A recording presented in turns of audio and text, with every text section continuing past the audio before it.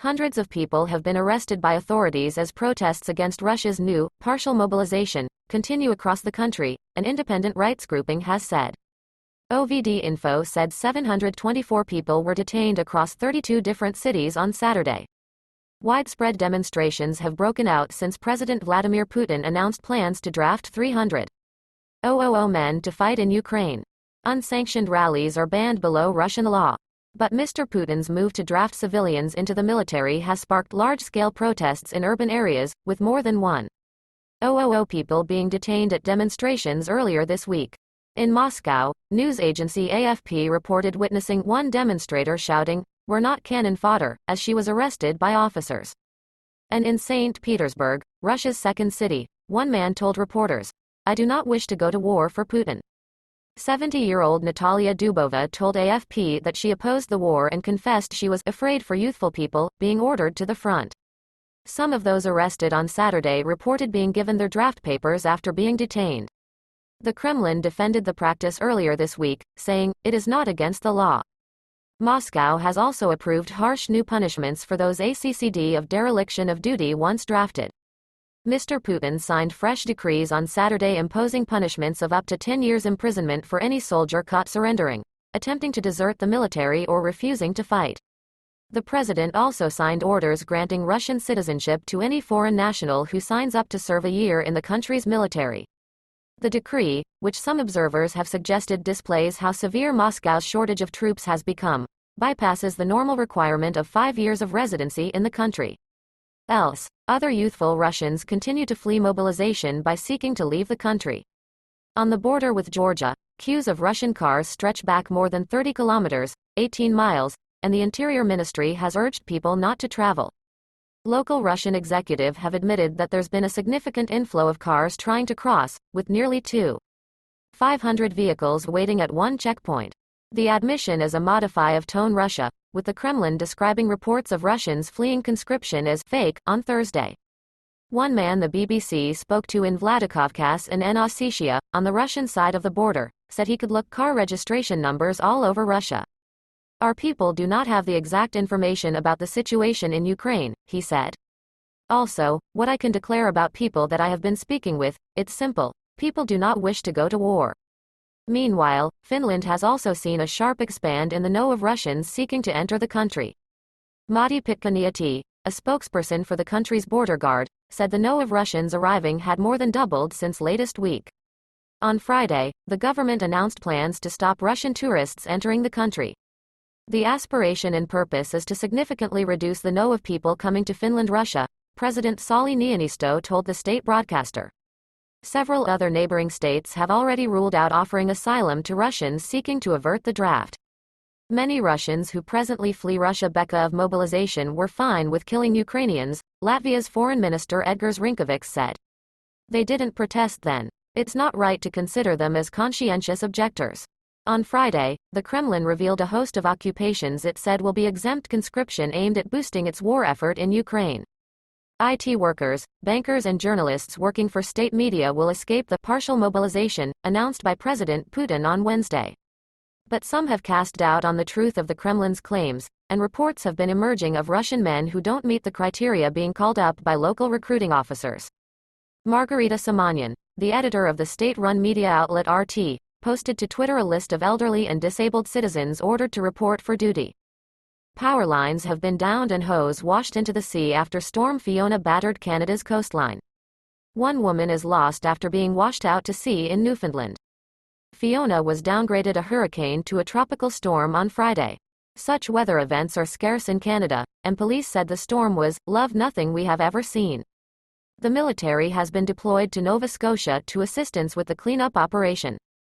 Parts of 5 provinces experienced torrential rain and winds of up to 160 km per hour, 99 miles per hour, with widespread flooding and hundreds of thousands of people left without power. Prime Minister Trudeau says the military will be deployed to Nova Scotia, adding, "If there is anything the federal government can do to help, we'll be there." He said he'll no longer travel to Japan to attend the funeral of former Prime Minister Shinzo Abe to deal with the storm's aftermath. Tropical storm warnings have been issued for the Atlantic provinces of Nova Scotia, Prince Edward Island, Newfoundland and New Brunswick, as well as in parts of Quebec. In Harbour aux Basques, with a pop of 4.067 on the southwest tip of Newfoundland, intense flooding saw some homes and office buildings washed out to sea, local journalist René Roy told CBC. The area is below a state of emergency. This is hands down the most terrifying thing I have ever seen in my life, Mr. Roy said. He added that many homes were left as a pile of rubble in the ocean right presently, adding, "There is an apt building that's literally gone. There are all streets that are gone." Executive later confirmed that at least 20 homes had been lost. The Royal Canadian Mounted Police said a woman was rescued after being tossed into the water as her residence collapsed in the area. Another report of a woman being swept out her basement had been received, they said, but conditions remained too risky to conduct a search. Power companies have warned that it could get days to restore electricity, as wind speeds stay too high to start work on downed power lines. Severe hurricanes in Canada are rare, as storms normally lose their energy once they hit colder waters in the N and become post-tropical instead. Nova Scotia was latest battered by a tropical cyclone in 2003 with Hurricane Juan, a Category 2 storm that killed 2 people and heavily damaged structures and vegetation.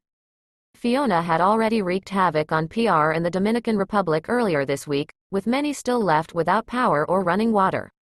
Florida also faces a hurricane threat as Tropical Storm Ian strengthened as it moved over the Caribbean on Saturday.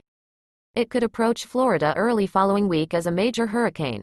Important to the Philippines is on high alert as a super typhoon begins lashing the country's eastern islets. Foretellers say Typhoon Noru is packing winds of over to 240 km per hour, 150 miles per hour, after an explosive intensification, as it hits the Polillo Islets and heads west towards the main islet of Luzon. It could beget landslides, flash flooding and dangerous storm surges, including in the capital, Manila. People in high-threat areas have been told to avoid. The storm's speed increased by 90 km per hour in 24 hours.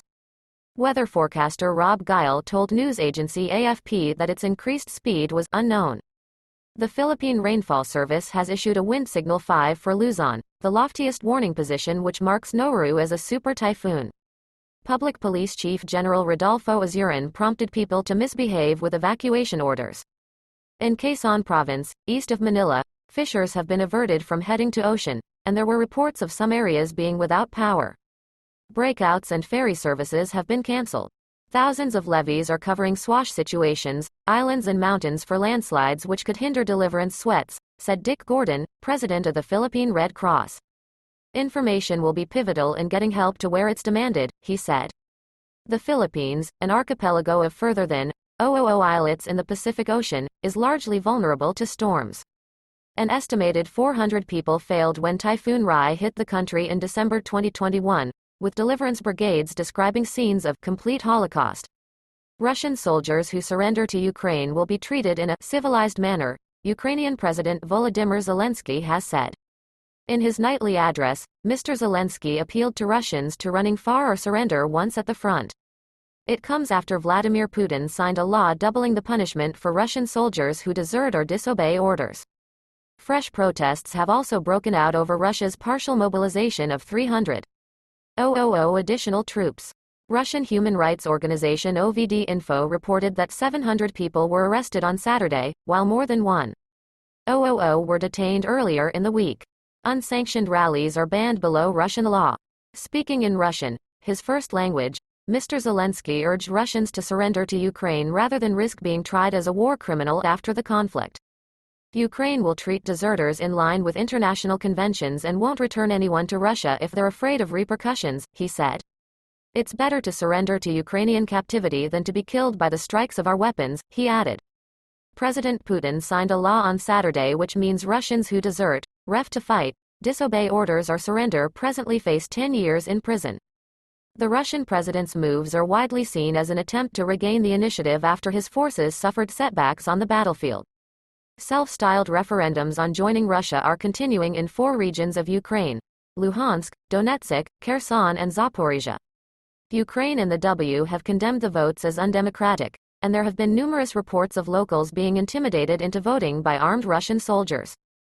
The votes would pave the way for Russia to annex the 4 regions. Mr. Putin's top diplomat, Sergei Lavrov, said that any regions voting to connect Russia would get the country's full protection, and be bound by all laws and doctrines of Russia.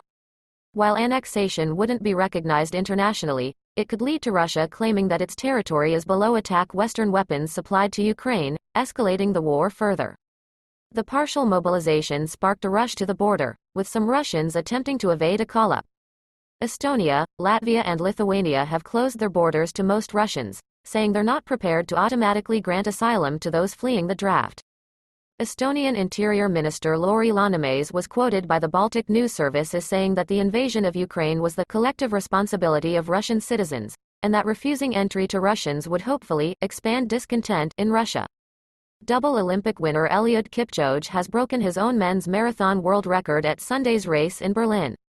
The 37-year-old Kenyan crossed the line in a time of 2 hours, 1 minute and 9 seconds, to beat by 30 seconds his previous best, set 4 years ago in the German capital city.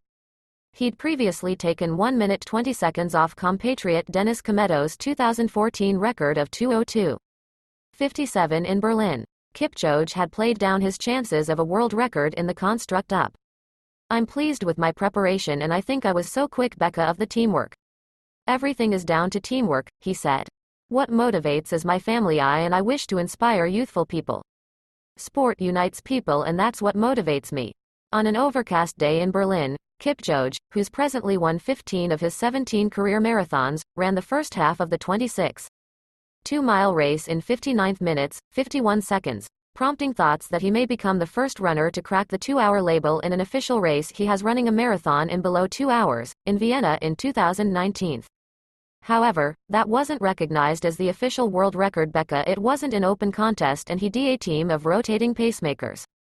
When asked whether he'd attempt a sub-2 hours running in Berlin following year, Kipchoge replied, "Let us map for another day.